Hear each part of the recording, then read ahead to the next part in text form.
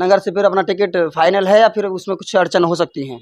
देखिए, हमारी जहाँ तक राजनीतिक समझ है तो नगर में टिकट में हमें कोई परेशानी नहीं आनी चाहिए, क्योंकि पिछले 3 चुनाव कांग्रेस यहाँ से हार चुकी है नगर से।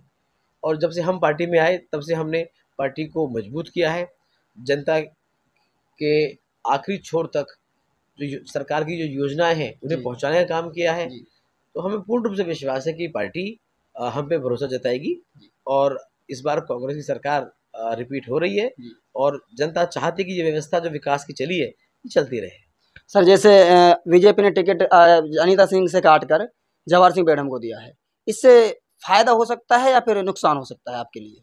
मेरी नज़र में कोई खास फर्क नहीं पड़ता है, चाहे अनीता जी हों या जवाहर जी हों, क्योंकि ये लड़ाई खाली किसी व्यक्ति विशेष की नहीं, ये एक सोच की लड़ाई है।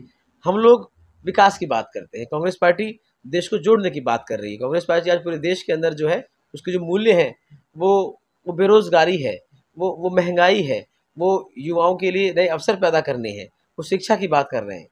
तो निश्चित तौर पे और इन सारे मुद्दों पे राजस्थान में काम हुआ है, तो कोई फर्क नहीं पड़ता है कि दूसरी पार्टी से कौन लड़े कौन ना लड़े। हमारा चुनाव जो है सिर्फ विकास के मुद्दों पे होगा।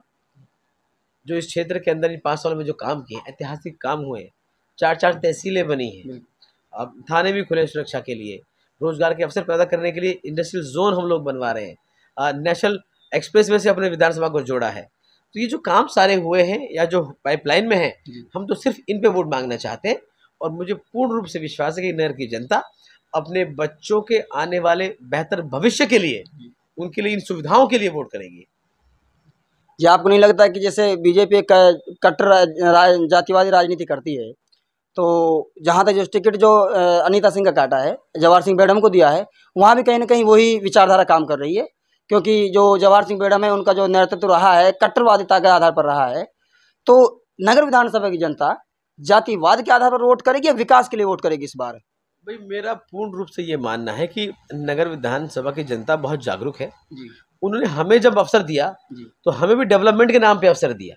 हमारे पास कोई राजनीतिक बहुत अनुभव नहीं था और उन्होंने बड़े बड़े नेताओं को नकारा और हमें मौका दिया। और इसी तरह हम आज भी सोचते हैं कि हमारे पास जो विजन है नगर के लिए, वो इन नेताओं के पास नहीं है। इनके पास वोट मांगने के लिए हिंदू या मुसलमान या गाय या कब्रिस्तान, शमशान घाट, इनके अलावा कोई मुद्दे नहीं है। हमारे पास हमारे 5 साल का कार्यकाल है। नगर के अंदर आज जो है 2-2 एक्शन ऑफिस खुल गए। हमारा PWD का एक्शन नगर में बैठा है, हमारा बिजली का एक्शन नगर में बैठा है, ADJ जज जो है हमारे नगर में बैठे हैं, उप अस्पताल आज PMO अस्पताल में नगर में बैठ चुका है। तो जनता को जरूरत इन चीजों की है, जनता को बेहतर कल की जरूरत है। तो हम मानते हैं कि नगर की जनता जो है काम पे वोट करेगी, इन लोगों के भावनाओं में बहकर अपने क्षेत्र का, अपने बच्चों का भविष्य खराब नहीं करेगी।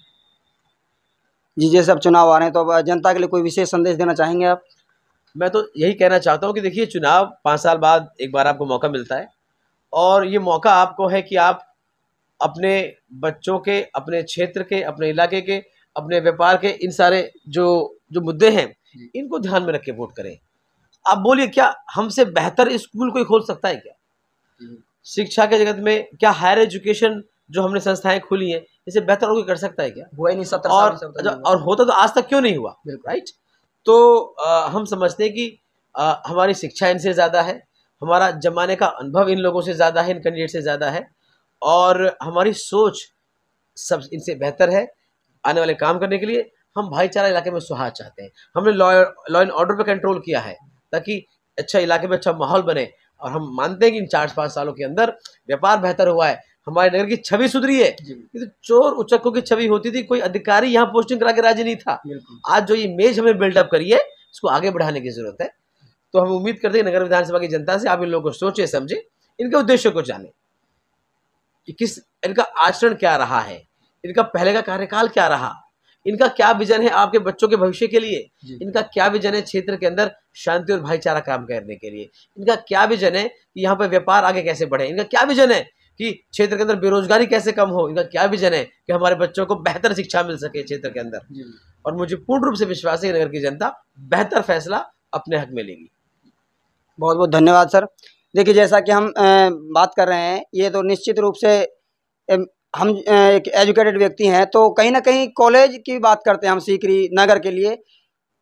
मुझे लगता है कि 2 बार अनीता सिंह के चुनाव कार्यकाल में नगर कॉलेज की घोषणा हुई थी और वो केवल चुनावी मुद्दा बनकर रह गया था। और हमारे जो विधायक वाजिब अली साहब, इन्होंने चुनाव जीतने से पहले घोषणा की थी कि यदि राजस्थान सरकार हमें कॉलेज नहीं देती है तो हम अपने पैसे से कॉलेज खोलेंगे और उसमें बच्चे फ्री शिक्षा लेंगे। हम विधायक साहब के बहुत बहुत आभारी हैं।